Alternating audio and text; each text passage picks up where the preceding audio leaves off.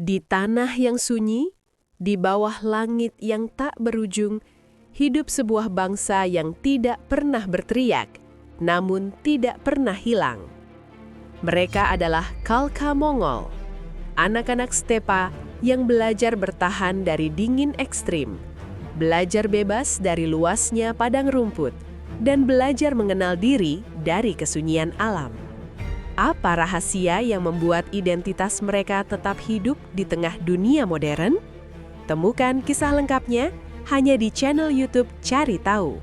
Dukung kami dengan subscribe agar lebih banyak cerita luar biasa bisa terus kami bagikan.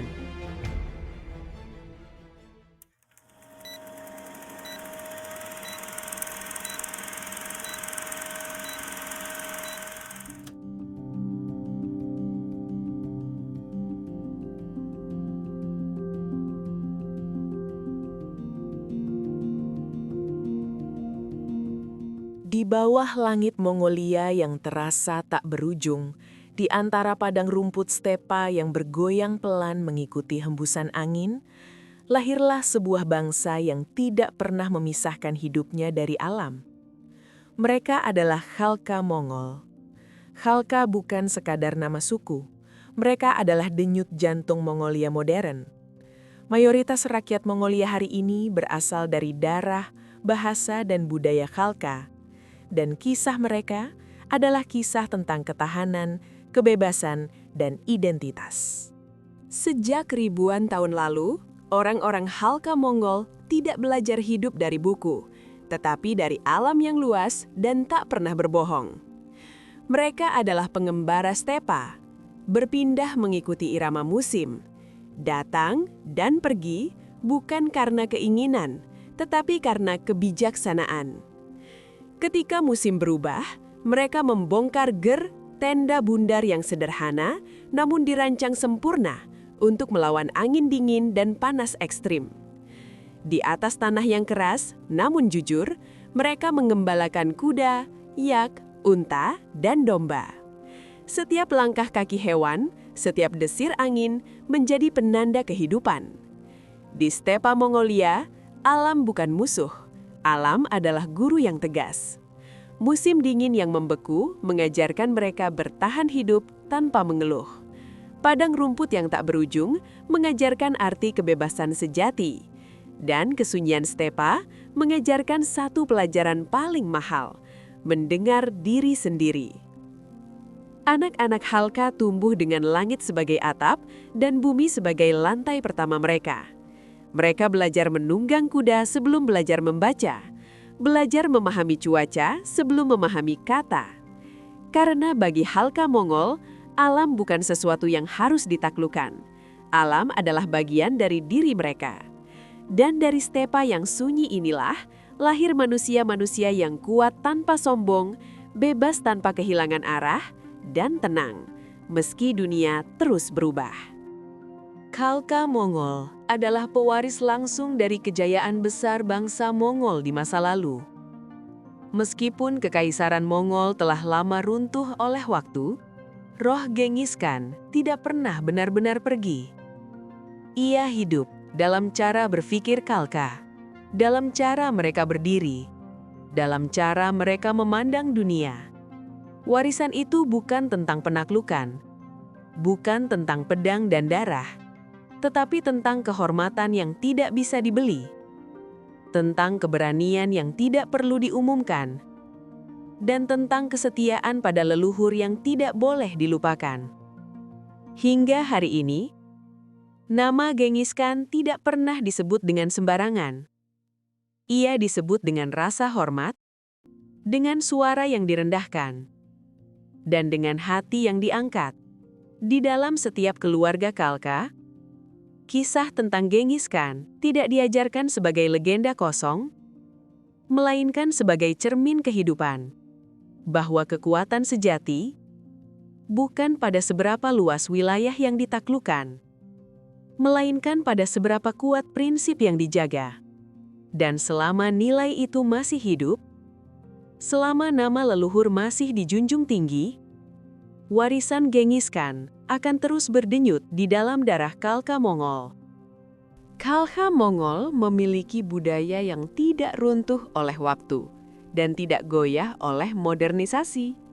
Di tengah dunia yang berubah cepat, mereka memilih mengingat siapa diri mereka sebenarnya. Festival Naadam menjadi panggung kebanggaan Khalkha Mongol. Di sana, Gulat Mongolia bukan tentang menang atau kalah, melainkan tentang kehormatan tubuh dan jiwa. Pacuan kuda jarak jauh bukan sekedar perlombaan, melainkan pelajaran tentang kepercayaan, kesabaran, dan keberanian yang diajarkan sejak usia dini. Dan panahan tradisional adalah seni ketepatan, tentang fokus, ketenangan, dan kendali diri. Semua itu bukan sekedar pertunjukan, ini adalah pengingat jati diri. Ketika malam turun di stepa, suara Houmei mulai bergema.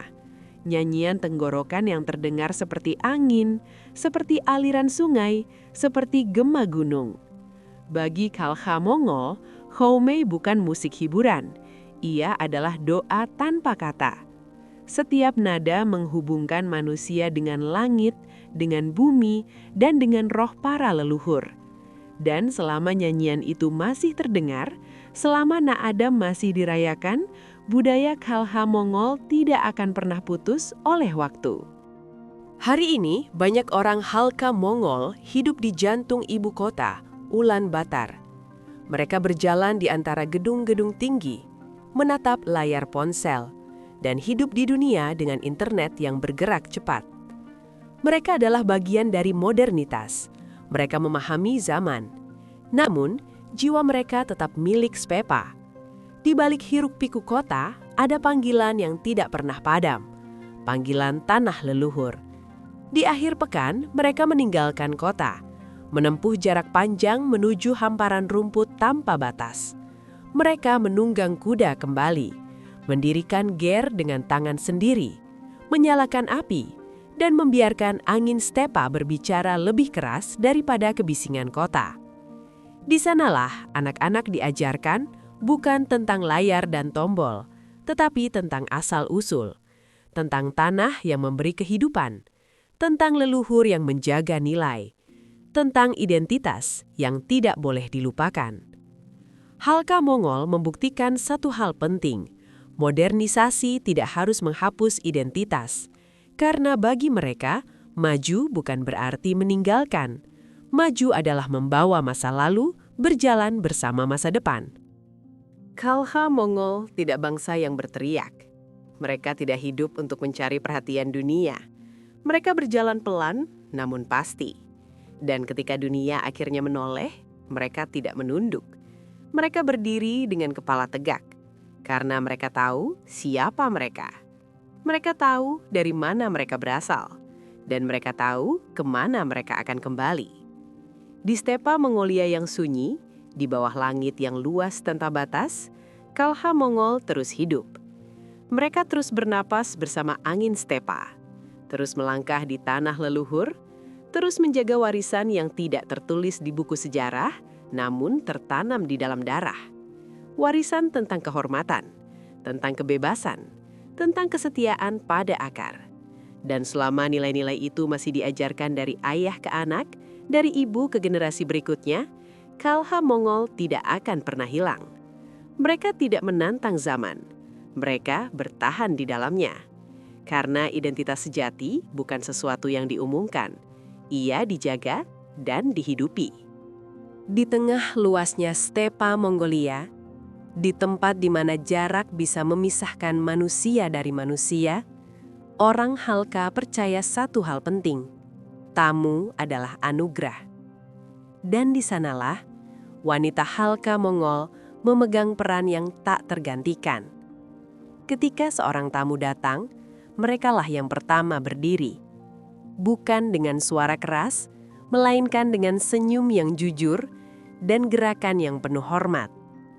Mereka menyambut tamu ke dalam ger yang hangat, menawarkan tempat duduk terbaik, dan menyuguhkan air susu, teh asin, atau makanan sederhana dengan kedua tangan, tanda penghormatan tertinggi. Bagi wanita Khalkha, menyambut tamu bukan kewajiban, itu adalah kehormatan. Di wajah mereka tersimpan keteguhan Stepa. Di sikap mereka mengalir kelembutan seorang ibu. Mereka tidak banyak bicara, namun setiap gerak mengatakan, "Kau aman di sini." Anak-anak memperhatikan, belajar dari cara ibu mereka menjaga adat, menghormati orang asing, dan membuka pintu tanpa rasa curiga. Karena di Stepa, keramahan adalah bentuk kepercayaan. Dan kepercayaan adalah warisan yang dijaga turun-temurun. Inilah wajah lain Halka Mongol. Kuat, namun lembut. Tegas, namun penuh kasih. Dan selama wanita-wanita Stepa terus mengajarkan nilai ini, Halka Mongol akan selalu dikenang bukan hanya karena sejarahnya, tetapi karena hatinya. Di bawah langit Mongolia yang luas, di antara angin stepa yang tak pernah berhenti berhembus, kita belajar satu hal penting, bahwa identitas sejati tidak lahir dari gemerlap dunia, tetapi dari akar yang dijaga dengan setia. Halka Mongol mengajarkan kita tentang ketahanan, tentang kehormatan, tentang keseimbangan antara masa lalu dan masa depan. Dan semoga kisah ini memberi kita ruang untuk kembali mengingat siapa diri kita sebenarnya. Terima kasih banyak telah menonton video ini sampai selesai. Jika Anda merasa mendapatkan nilai, wawasan, atau inspirasi dari cerita ini, jangan lupa untuk mendukung channel YouTube Cari Tahu dengan cara subscribe, like, dan bagikan video ini agar semakin banyak orang bisa belajar dan mengenal kisah-kisah luar biasa dari berbagai penjuru dunia. Saya pamit, sampai jumpa di perjalanan pengetahuan berikutnya di Cari Tahu.